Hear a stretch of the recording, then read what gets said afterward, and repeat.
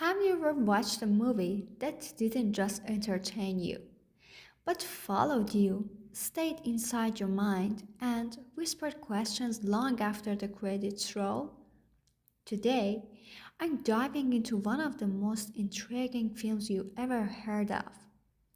Get ready, because this movie it changes the way you see humanity. Pluribus begins with silence, then a single voice, calm, cracked, whispering, "We are many, and yet somehow we are still one." Immediately, you're placed into a world that feels familiar and futuristic at the same time. A world rebuilt after a global collapse. A world where memories aren't personal anymore, they're shared.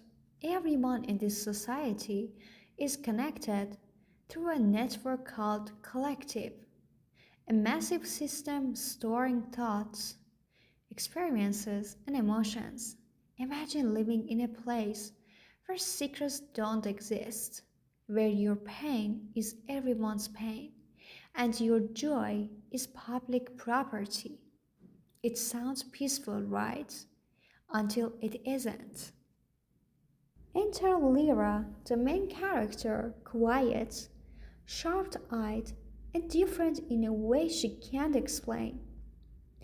While everyone else in the collective shares memories seamlessly, Lira sees something no one else can. Unshared memories, visions that don't belong to anyone in the system, moments that feel too real to be dreams, but too impossible to be truth.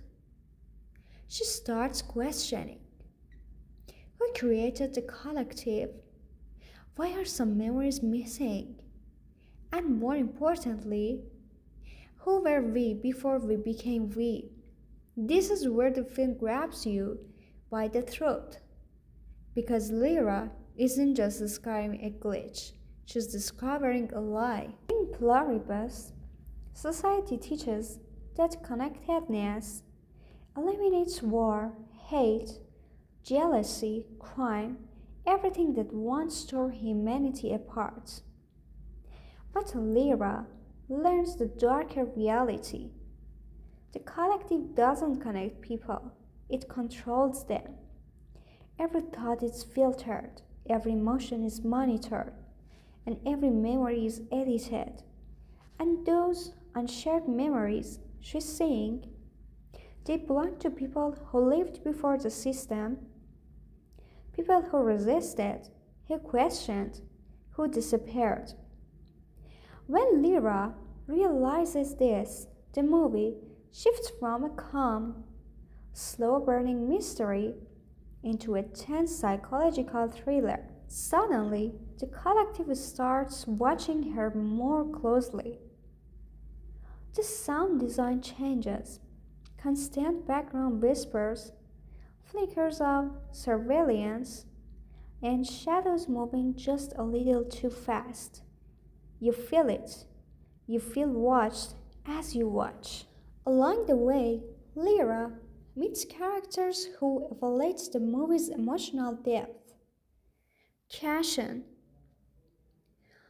Lyra's closest friend, fully devoted to collective, until she learns true and must confront everything she's ever believed. The curator, the eerie, soft-spoken overseer of the collective, calm, polite, terrifying without ever raising his voice. Every conversation is layered. Every smile looks like a first. Every character feels like they know something they shouldn't say. This tension keeps you glued to the screen. The heart of the movie, the moment everything changes, comes when Lyra discovers a hidden thing beneath the central memory hub. Inside are thousands of glass capsules, each holding a suspended human being. These aren't criminals. They aren't rebels. They are the original people whose memories were harvested to create the collective. Their minds weren't shared, they were taken. Lira realizes she has been expiring the leftover memories of one captive, someone who fought the system and refused to let her identity be erased. This is where Pluribus makes its boldest statements. In a world where everyone shares everything, identity becomes the greatest crime. The soundtrack goes silent. Lyra stands before the capsules, horrified, and you feel her fear, her heartbreak, her rage. This scene alone could carry the entire film. Determined to expose the truth, Lyra attempts to disconnect herself from the collective.